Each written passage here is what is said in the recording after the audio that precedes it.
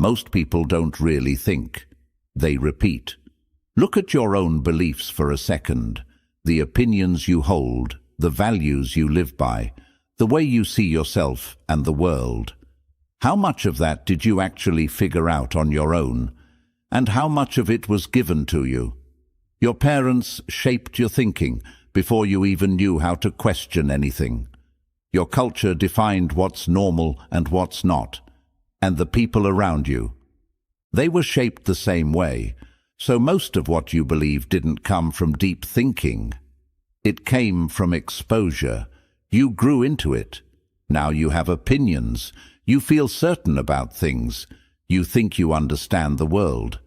But if you're honest, how much of that did you actually test for yourself? Did you question it? Did you challenge it? Or did you accept it because it was easier?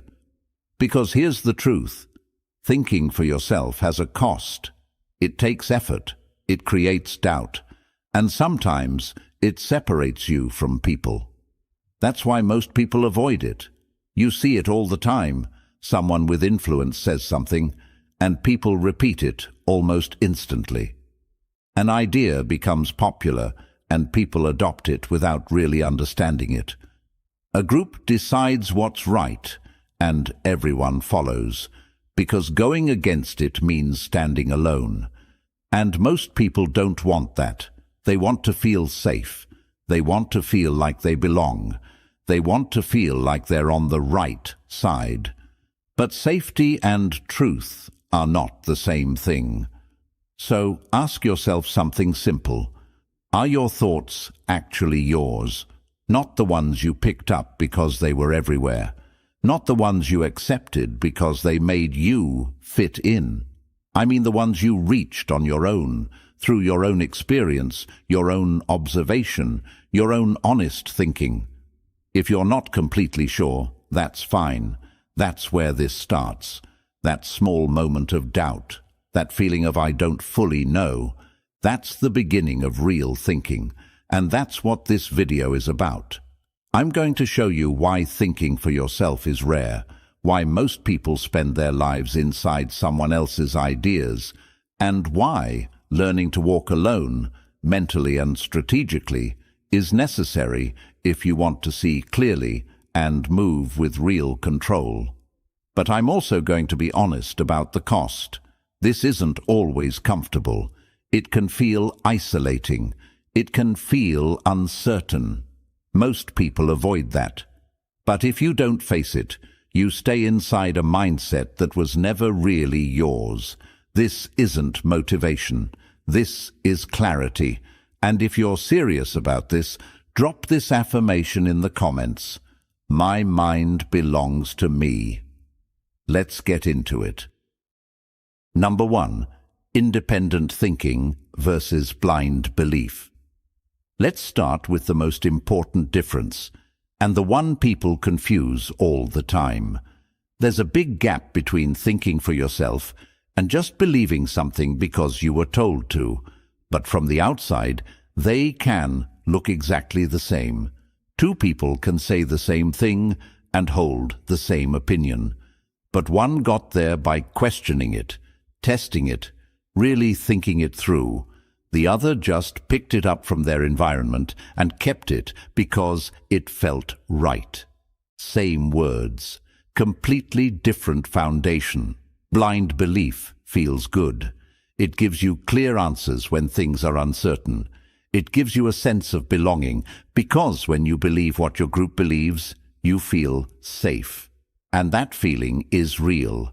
Certainty feels good. Being part of something feels good. I'm not denying that. But there's a cost. Blind belief makes you weak in a way most people don't notice because it's built on something you didn't create yourself. So when reality pushes back, when new facts show up, or someone asks a question you can't answer, everything starts to shake. Not always because the belief is wrong, but because you don't actually know why you believe it. Independent thinking is different. It doesn't give you comfort. It gives you clarity, and clarity takes effort. It means being willing to say, "I could be wrong." It means questioning your own beliefs the same way you'd question something a stranger tells you. And that's uncomfortable, because for most people, their beliefs aren't just ideas, they're part of who they are. So when someone challenges those beliefs, it doesn't feel like a normal discussion. It feels personal. Instead of thinking it through, people get defensive. They ignore the point, attack the person, or hold on to their belief even harder. You see this everywhere, in workplaces, culture, even inside families. And it's not because people are dumb, it's because they've tied their identity to what they believe. So being wrong doesn't just mean updating an idea, it feels like losing a part of themselves. If you actually want to think independently, you have to separate those two things. You are not your beliefs. Your beliefs are just your current understanding. They can change. They should change when you learn something better. That's not weakness. That's growth. Truth has never come from agreement. For most of history, large groups of people believed things that were completely wrong.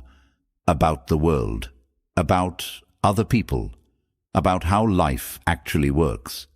The majority being confident doesn't make it true. Truth comes from people who stop and ask, does this actually make sense? Is this really accurate? Let me check for myself. That mindset, choosing evidence over comfort, is what real independent thinking is built on. And it's rare, not because people aren't smart enough, but because it takes something most people avoid: the willingness to be unsure, the willingness to be challenged, and the discipline to keep searching anyway. If that's the mindset you want to build, drop this affirmation in the comments. Truth over comfort, always. Number 2. Why walking alone feels so hard. So if thinking for yourself is this valuable, why don't more people do it? Why do so many people still follow the crowd? Because it's hard. And you need to understand that clearly, or it'll hit you later and you'll think something's wrong with you. There are a few reasons for this. The first is loneliness. When you start questioning things that everyone else just accepts, people notice. You stop agreeing automatically. You ask questions they'd rather avoid. You see patterns they don't want to look at. And slowly, things change. You don't fully fit in the same way anymore. Conversations feel off. Some people get uncomfortable around you. You might not get pushed out directly, but you feel the distance. Invitations slow down. Interactions feel different. And one day you realize you're not really inside those circles like you used to be. Not because you did anything wrong, just because you stopped going along with everything. That kind of quiet isolation can mess with you, because you didn't become a worse person. You just became more aware. And somehow that costs you. The second challenge is self-doubt. When a lot of people believe something, your brain treats that as a signal. It starts to feel like, this many people can't be wrong. So when you come to a different conclusion on your own, a voice shows up. What if I'm wrong?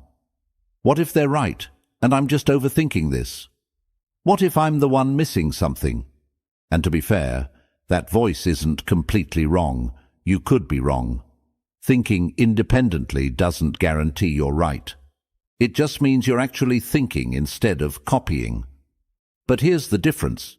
You don't have a group backing you up anymore, so you have to rely on your own judgment. You have to hold your ideas without constant validation. That takes stability, and you don't build that overnight. The third challenge is biological.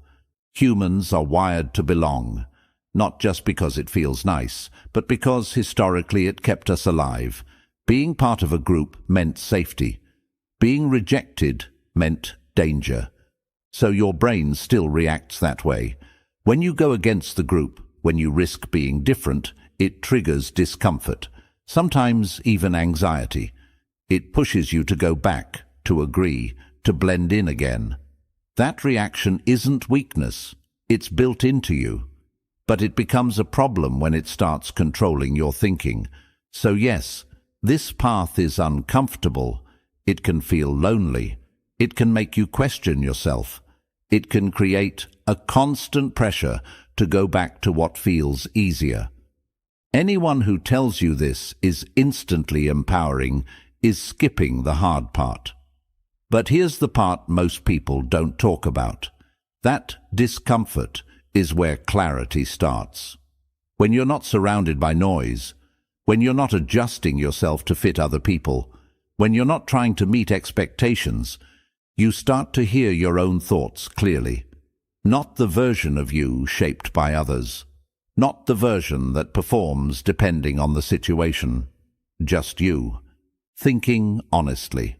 Most people never get there, not because they can't, but because they never sit in that silence long enough.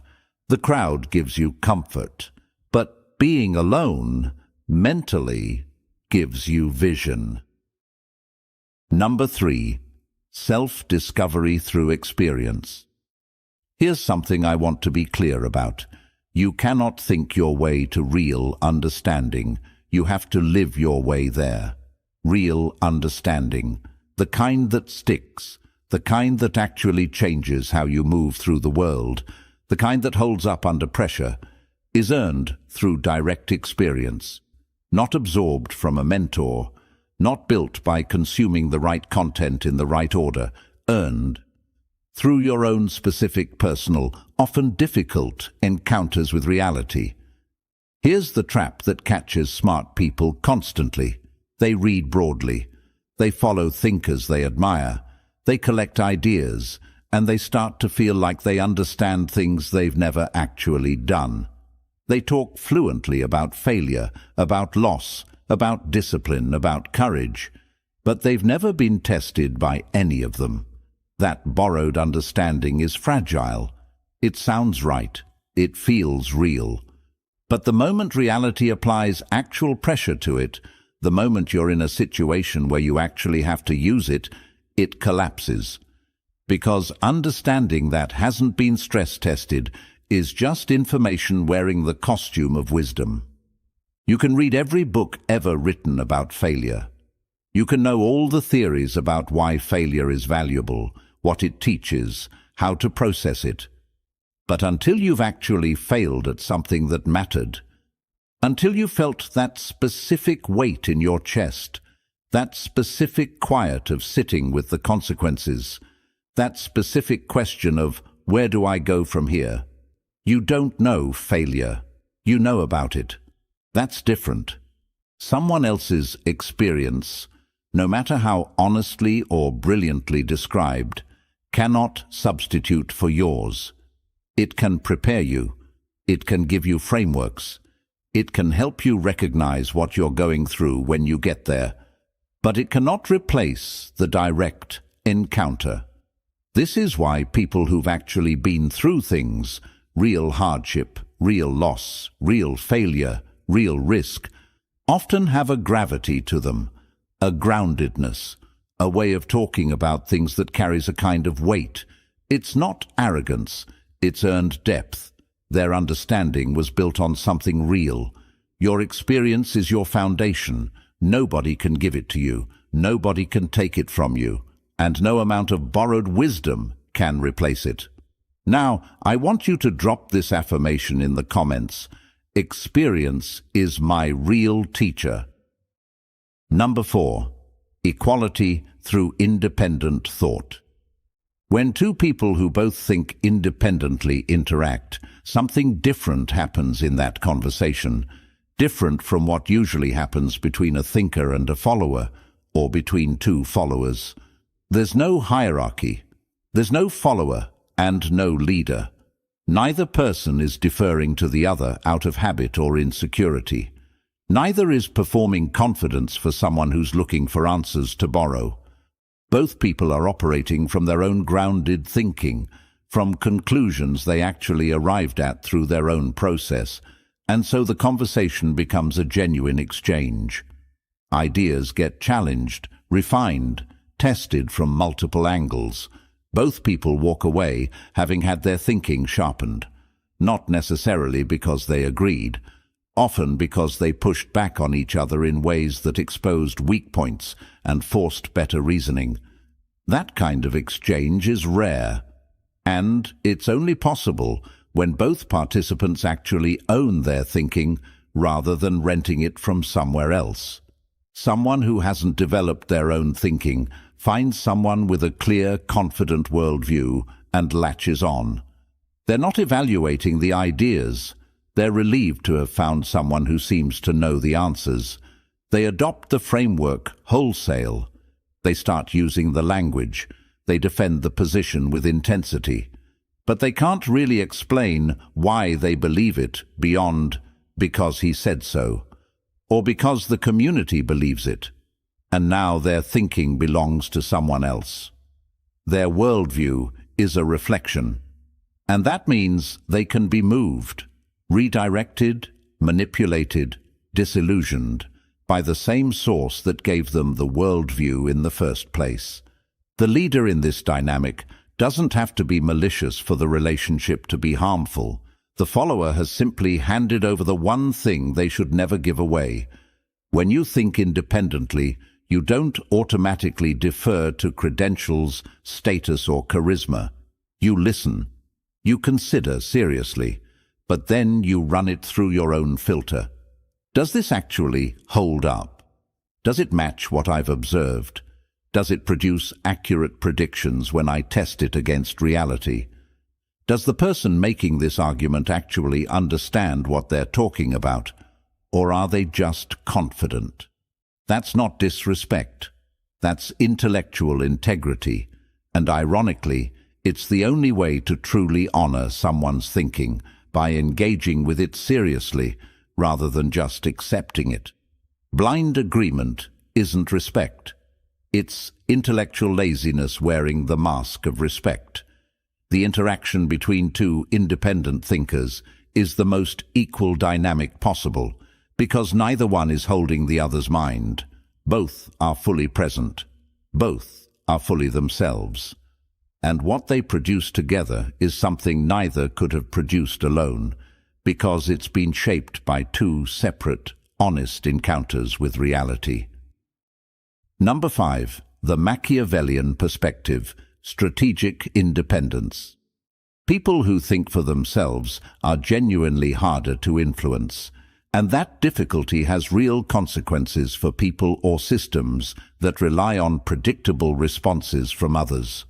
Here's the follow-up insight, and this one's a little darker.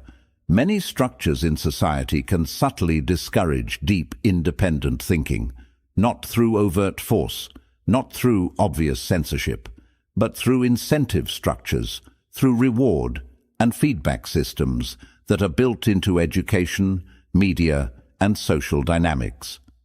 Think about how education has historically worked. You are given information. You are tested on your ability to recall and apply that information in approved ways.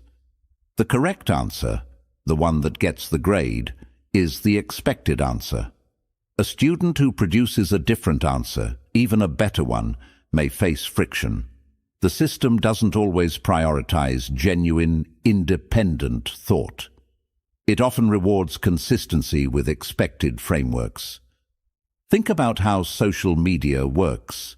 The platform's goal is engagement, and engagement is often driven by confirmation. Content that aligns with what people already believe or want to be true tends to generate more reactions than content that challenges them. Think about social group dynamics. Agreeing feels good. It generates approval, validation, belonging. Disagreeing, even thoughtfully, even with good evidence, can carry social risk. So many people unconsciously adjust. They let their thinking drift toward what their group thinks, because the cost of deviation feels high and the reward for independent thought can feel low. Layer by layer, these incentive structures can shape how people think within certain boundaries, not because anyone explicitly planned it, but because systems tend to optimize for stability and smooth operation, and questioning by nature can disrupt that stability. So when you choose to think independently, here's what often happens. You become less predictable. You stop responding automatically to common pressures. Fear-based reactions lose some of their grip because you're examining the fear instead of reacting to it. Social pressure weakens because you're evaluating the argument rather than the approval attached to it. Urgency loses intensity because you've developed the habit of pausing before responding. Any person or system trying to influence behavior relies, to some extent, on predictability, on knowing which patterns tend to work. But if your thinking is genuinely your own, if you've worked through your values, your principles, your understanding of reality, then those patterns become less reliable. Your behavior becomes less easy to anticipate from the outside. Here's the strategic principle that comes out of this. Every borrowed belief can limit how you think. Every unexamined assumption can become a weak point. Every idea you've accepted without testing can leave you more open to outside influence. The less you rely on other people's thinking, the less leverage external opinions tend to have over you. Not just in dramatic situations, in everyday life, in how you make decisions, in how you respond to pressure, in how you navigate conflict, in whether you stay with a relationship, a job, or a belief system that isn't actually serving you, simply because it's familiar and easier than re-evaluating it yourself. Independence isn't rebellion. It's not contrarianism. It's not refusing to listen or refusing to cooperate. Those are just different forms of reactivity, defining yourself against something rather than from something. True independence is grounded, calm. It knows what it thinks and why. It can listen without being swept away. It can engage without losing itself. And it's not easily redirected by whoever is loudest or most persistent. That's power, real power. Not the kind that requires dominating others, but the kind that makes you genuinely hard to move in the wrong direction. Drop this affirmation in the comments. My mind is not for sale. Number 6. How to actually start thinking for yourself. All right, enough theory. Let's get specific. Because knowing why independent thinking matters doesn't make you an independent thinker. You have to actually do the work consistently over time. Here's what that looks like. Step 1. Question what you automatically believe. Pick one thing you hold strongly, an opinion, a value, a core belief about how the world works, something you defend with real conviction. Now ask yourself, honestly, where did this come from? Did I arrive at this through experience and reflection, or did I absorb it from my environment? Can I defend this with actual reasoning and evidence? Or am I just confident because I've always believed it and the people around me believe it too? This isn't about tearing down your beliefs for the sake of it. It's about finding out which ones are genuinely yours, built on your real understanding, and which ones are scaffolding you, inherited, and never examined. The ones that survive honest questioning become stronger.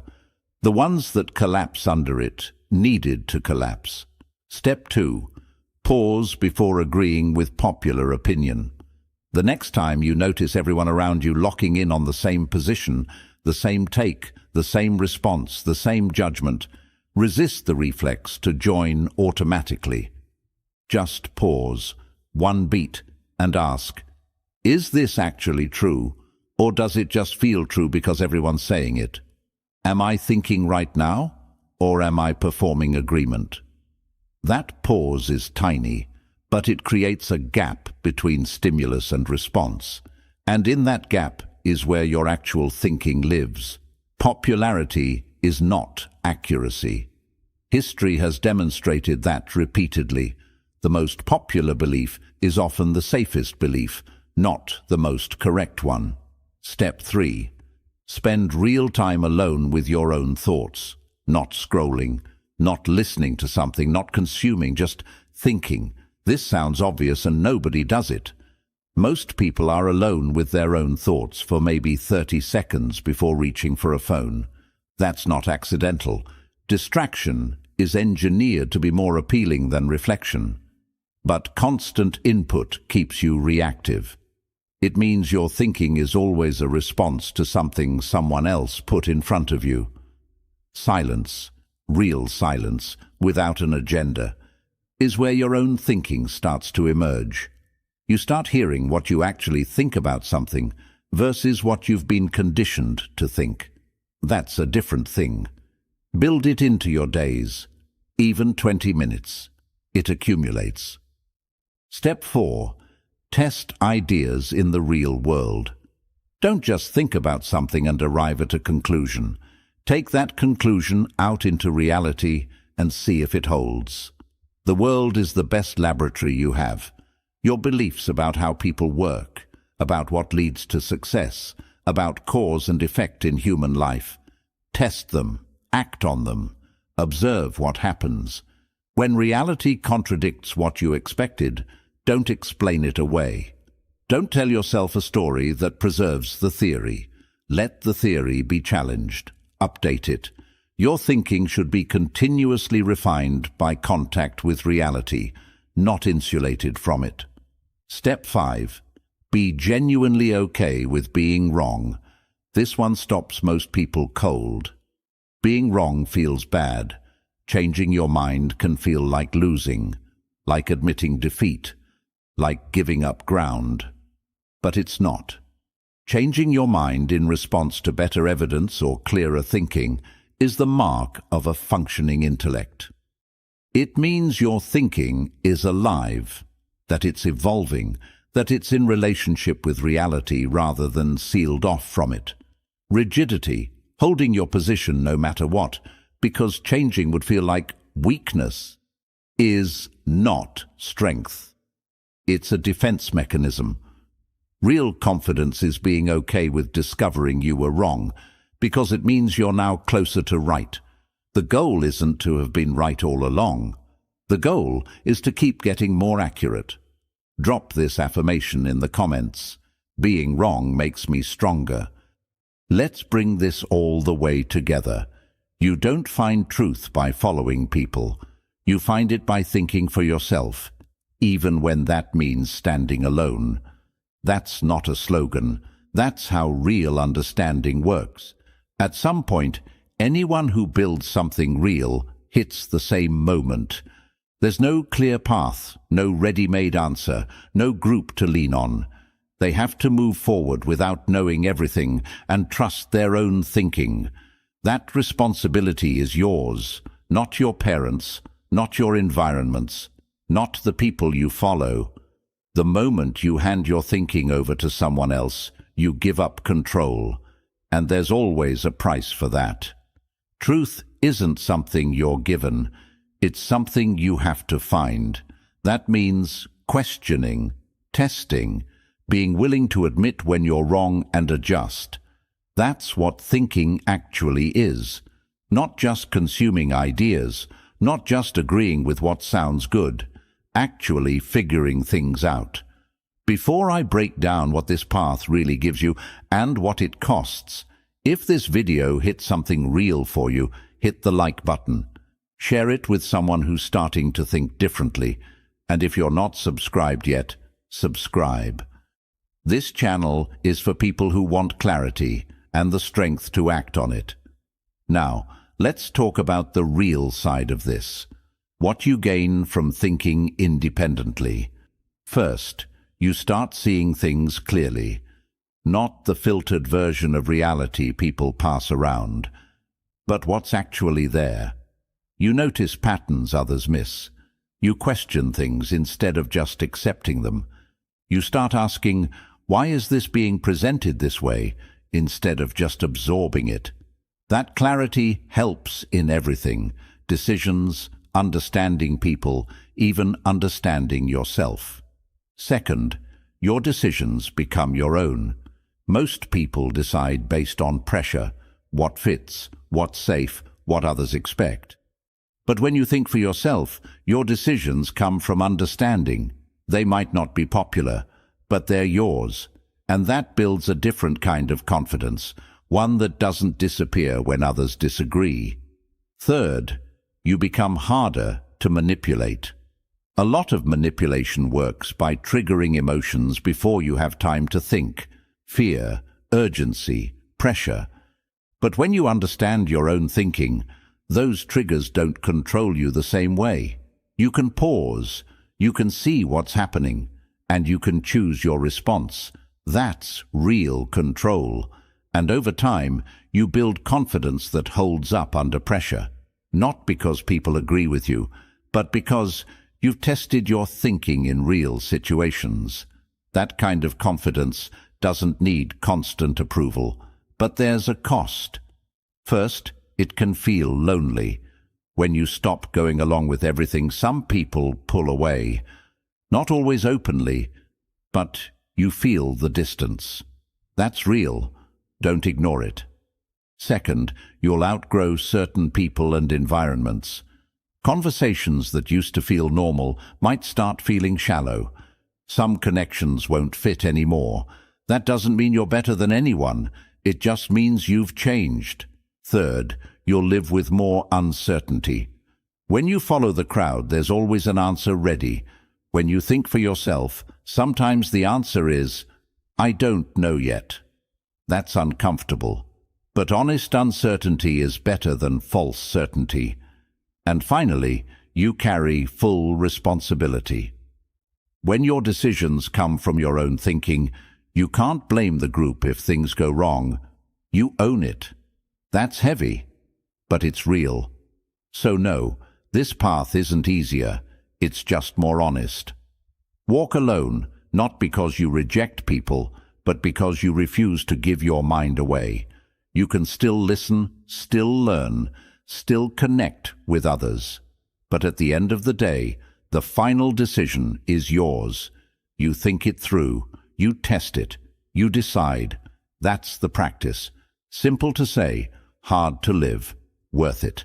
Because the alternative is letting your thinking be shaped by whoever is loudest, most popular, or most convincing. And that leads to a life that doesn't fully feel like yours. Your mind is the one thing that belongs to you completely. Protect it, build it, use it, and don't hand it over. If this video made you think differently, share it. Drop your thoughts in the comments. I read them. Like the video if it gave you something real. And subscribe if you're serious about building a sharper mind. I'll see you in the next one. And drop this final affirmation in the comments. I walk alone. I think free. From multiple angles. Both people walk away having had their thinking sharpened. Not necessarily because they agreed.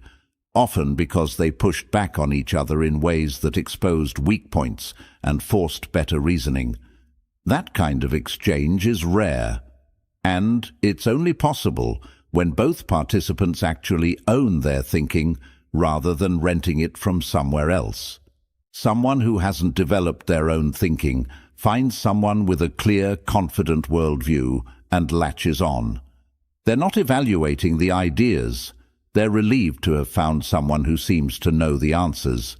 They adopt the framework wholesale. They start using the language.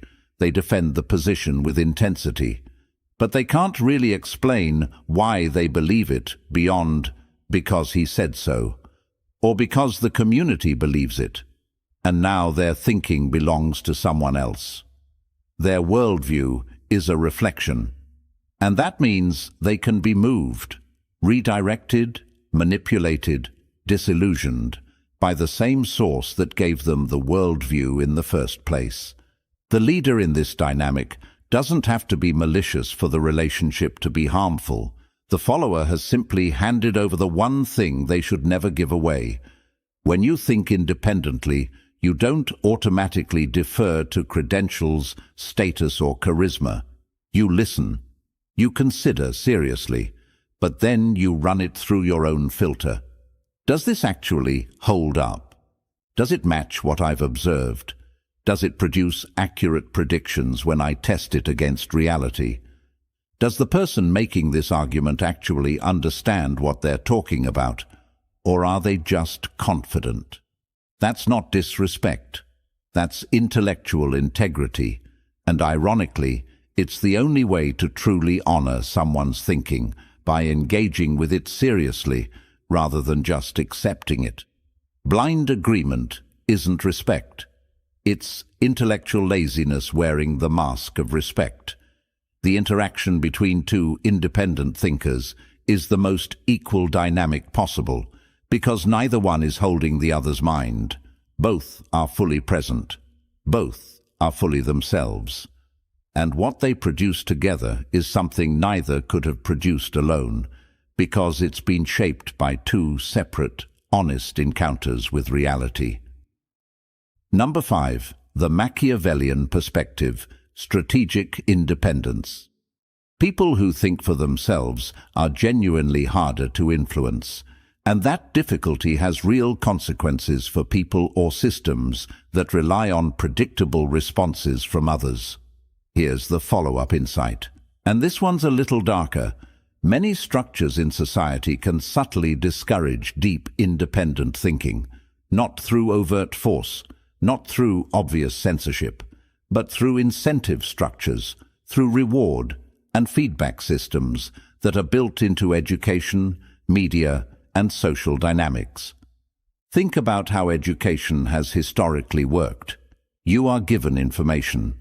You are tested on your ability to recall and apply that information in approved ways. The correct answer, the one that gets the grade, is the expected answer. A student who produces a different answer, even a better one, may face friction. The system doesn't always prioritize genuine, independent thought. It often rewards consistency with expected frameworks. Think about how social media works. The platform's goal is engagement, and engagement is often driven by confirmation. Content that aligns with what people already believe or want to be true tends to generate more reactions than content that challenges them. Think about social group dynamics. Agreeing feels good. It generates approval, validation, belonging. Disagreeing, even thoughtfully, even with good evidence, can carry social risk. So many people unconsciously adjust. They let their thinking drift toward what their group thinks, because the cost of deviation feels high and the reward for independent thought can feel low.